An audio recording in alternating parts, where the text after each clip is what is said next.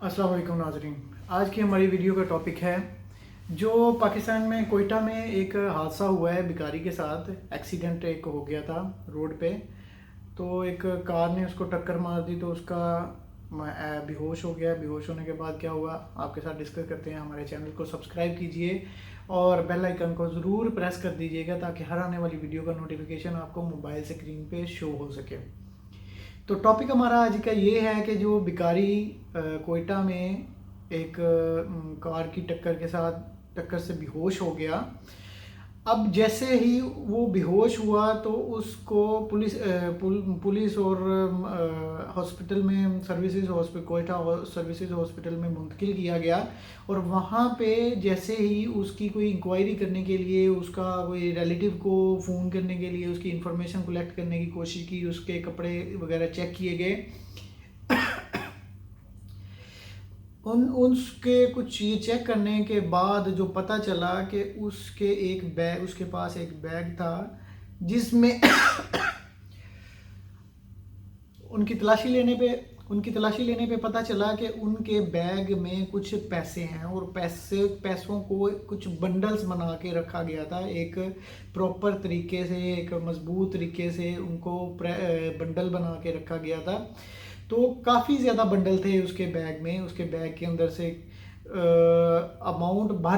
काफ़ी भारी अमाउंट निकली है। कोई 85,000 कैश उसके जो उस बैग में से बरामद किया गया है, जो कि पुलिस ने अपनी कस्टडी में ले लिया है। अब उस भिखारी के पास इतना पैसा कहाँ से आया? ये तो अगर वो भिखारी है तो उसने मांग के इकट्ठा किया होगा।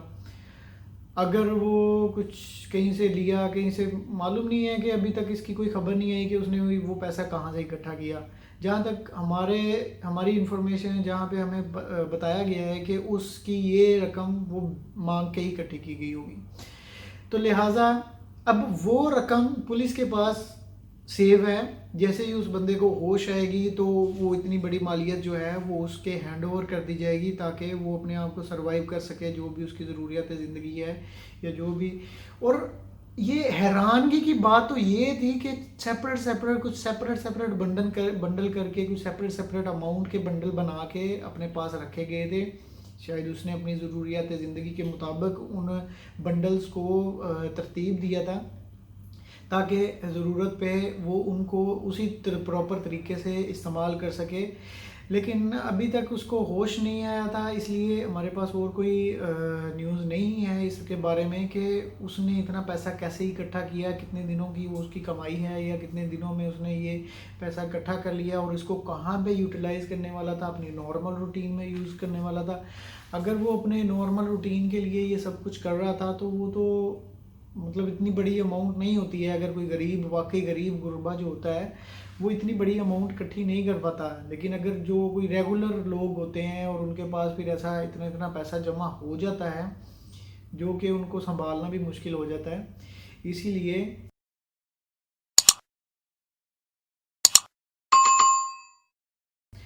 जो भी आप देखें, आप पहले समझें उस बंदे को। अगर आपके पास कोई भिखारी आ रहा है उसको समझें, सोच के उसको पैसे दें। अगर उसकी उम्र ज़्यादा है तो वाकई में वो हकदार है। अगर वो कोई अपाहिज है या अगर उस पर कोई प्रॉब्लम है तो वो हकदार है। अब ये नहीं कि कोई हट्टा कट्टा जिसको काम नहीं मिल रहा या कोई भी चीज़ वो इसी काम में इंटर हो गया और आपसे डेली बेसिस पे वहाँ पे मांगने लग गया। आप इस चीज़ को भी नज़र में रख सकते हैं कि अगर कोई भिखारी आपको डेली मतलब अच्छी कंडीशन में है, मतलब उसके हाथ पांव सलामत है और वो डेली आपके पास आ रहा है, इसका मतलब समथिंग इज़ रॉन्ग। आपके पैसे किसी गलत हाथ में जा रहे हैं। अगर वो अपाहिज, बूढ़ा, लाचार, नीडी पर्सन, आपको पता लग जाएगा, ऑटोमेटिक पता लग जाएगा कि वो बंदा ज़रूरतमंद है और उस बंदे को आप दीजिए और जितना दे सकते हो उतना दीजिए ताकि उसकी जो मुसीबत है वो हल हो सके। कई दफ़ा हमने देखा है कि कुछ ऐसे लोग होते हैं वो किसी के आगे हाथ नहीं फैलाते तो क्या करते, कैसे रोज़गार कमाते हैं? वो कुछ ना कुछ बेचने की कोशिश करते हैं। कोई रेड़ी लगा लेते हैं, कोई छोटी सी रेड़ी लगा लेते हैं जिस पे आलू चने या कोई ऐसी चीज़ या कुछ पेंसिल वगैरह, कुछ डायरीज़ वगैरह वो सेल करने की कोशिश करते हैं जो कि उनसे नहीं हो पाती। मैं ये एग्री करता हूँ कि वो लोग मजबूरी में कुछ ना कुछ करते हैं और उनको अप्रिशिएट करना चाहिए, हमें उनसे कुछ ना कुछ खरीद के।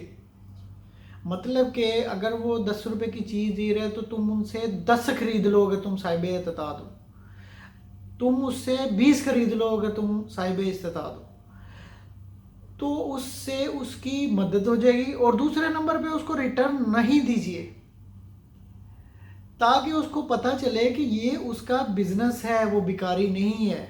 कुछ लोग ऐसे भी होते हैं कि वो चीज़ उससे ख़रीद लेते हैं, खरीदने के बाद मतलब उसको उसकी उजरत, उसका जो भी पैसा बनता है उसको वो दे देते हैं और बाद में चीज़ें भी उसको वापस दे देते हैं। अब ये जो चीज़ है ये भिखारी वाले अमल में आती है। अब कुछ लोगों ने ये प्रोफेशन बना लिया हुआ है। वो पहले आपको एक पेंसिल, 2-3 पेंसिल उसके हाथ में होगी, वो एक पेंसिल आपको देंगे, उसके बाद आपको फिर रिक्वेस्ट कर देंगे जी हमें वापस दे दें, वो अल्लाह वास्ते या कोई अल्लाह के लिए कोई पैसे जो है वो आप दे सकते हैं तो दे दें। इस चीज़ का आप ख्याल रखें कि किसी को भिखारी बनने या भिखारी बनने की तरगीब नहीं मिलनी चाहिए। इससे उसको अच्छा ही सोच मिलनी चाहिए। अपने आप को प्रोग्रेस करेगा वो बंदा, ऑटोमेटिकली वो बंदा अपने आप को प्रोग्रेस करेगा।